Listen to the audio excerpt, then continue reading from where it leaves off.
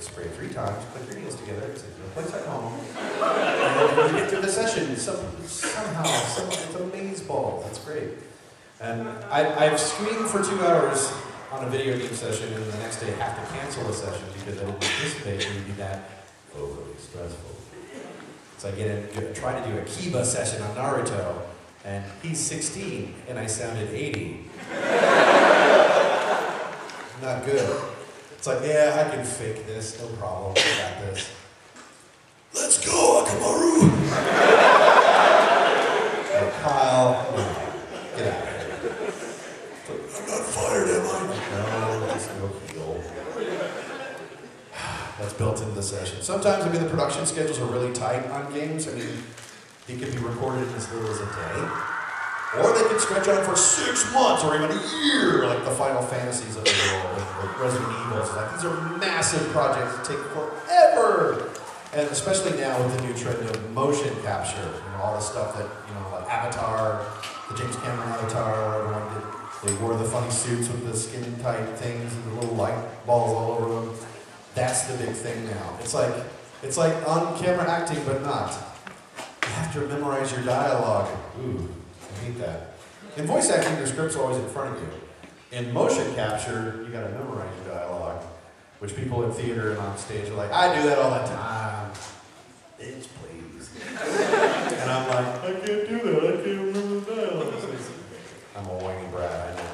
But I do want to try motion capture. Another thing is facial capture, where they have the camera like set real close to the actor while they're recording, so they can get footage of how their mouth moves, how their expressions are, and they'll use that and incorporate it into the animation, which I think is pretty cool. It's not that they make the character look like you, they just use your facial expressions and scan those in. So it's like, hey, I'm kind of a piece of that character. It's pretty sweet. L.A. Noire, did anyone play that? I think the way those characters look, I think, are the actual actors. They scanned them in and did the motion capture and everything. I have personally never done any motion capture yet, but a lot of my compadres do it all the time. Yuri Lowenthal, Liam O'Brien, Matt Mercer, they're always like tweeting photos of it's like, am I sexy or what? It's always with a skin-tight suit covered in white lights and everything. Like, man, that's crazy. So they're not only doing the voices, but they're actually physically doing the big fight moves and all that. Ruben Langdon, who's Ken on Street Fighter, he owns a motion capture studio. He was Jing Sui, he was the main guy in Avatar's stunt guy. So you basically see him anytime that like he's doing all these big stunts. It's Ruben. And it's like, oh, the stunt people really are the unsung heroes because they do all this stuff and you never really know it. It's like, yes, Sam Worthington is. That's all him. Right.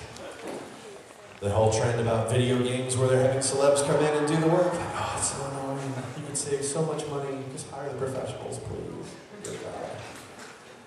Oh, anyway, yes? First, go back to what you said just now. How do you feel about what Chris Rock said there? Oh, when Chris Rock said that, I make $1 million, I just go in the booth. Yeah. It's like, sir, you make $1 million in the booth because it's you. You just play yourself on Madagascar. Many people would argue that that's not acting, right? It's like, they hired him based on who he is. It's like, you're him, you're Ben Stiller, you're David Schwimmer, you're these characters. Does anyone go to see these films because of the actor? And I'm talking about animated movies. Do you care? Do you only go for the story, right?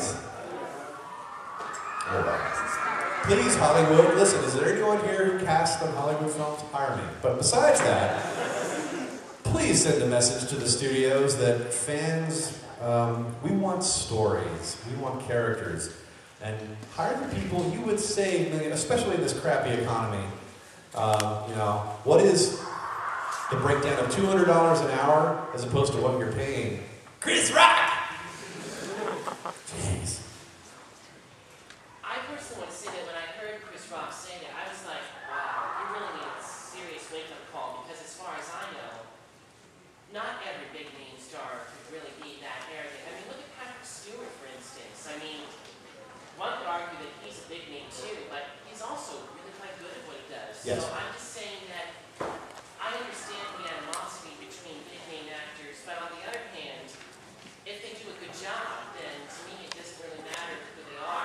understand both sides of the story in many ways. Yes. Totally. There's always going to be that uphill battle. People play Call of Duty not because Gary Oldman's in it. Right? Yeah, see? Gary Oldman. He was up for a Spike Award, the Spike Video Game Awards, which is a joke.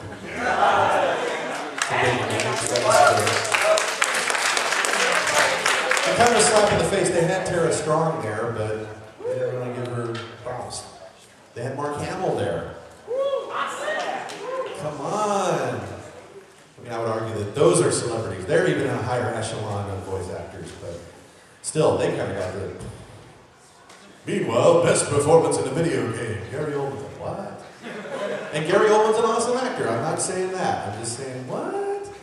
They don't even put the celebrities' names on the box art. Because they figure gamers don't care. Exactly! We don't! We want to play a good game. Like when we go to a movie. We want a movie that's cool. Right? Alright. We're going to cycle through some more questions, and then we're going to get to the Hadouken stuff. Alright?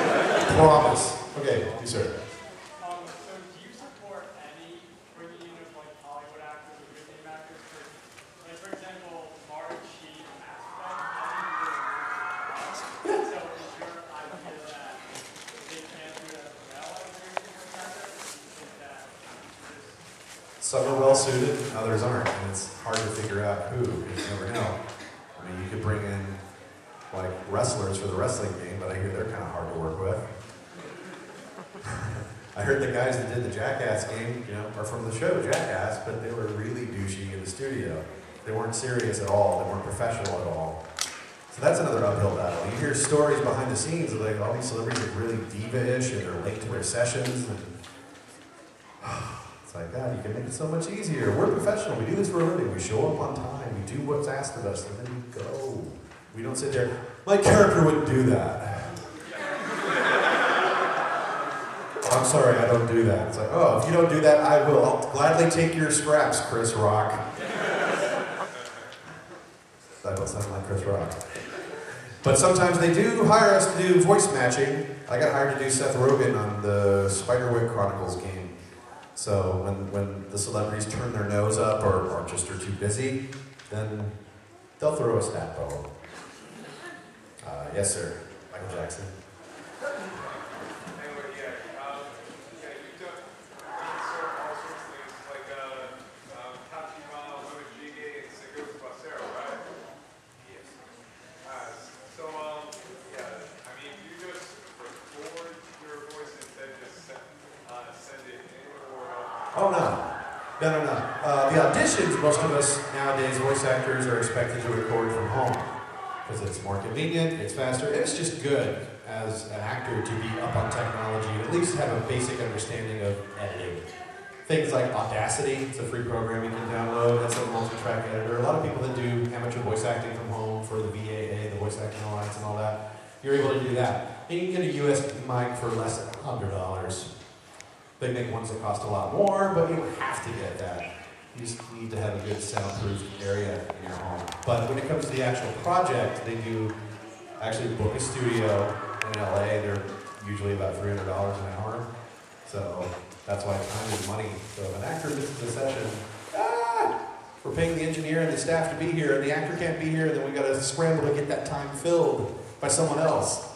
So yeah, I do have to go in for game sessions. Maybe once in a blue moon, maybe an indie game developer will say, I'll hire you, just do some fight sounds from home and just email it. But the auditions mostly are at home. Anime auditions, they kind of want you there. Cartoon auditions, they're flexible. I've done both. I've done them from home and in person, and at a callback where you actually go back to see the client. The first round of callbacks, maybe I'll just go to my agent's studio. And then another callback. Be like, all right, you made another round. Now go actually read for Disney and Nickelodeon and all that directly. So I've read for some big games and shows, but I haven't necessarily got them.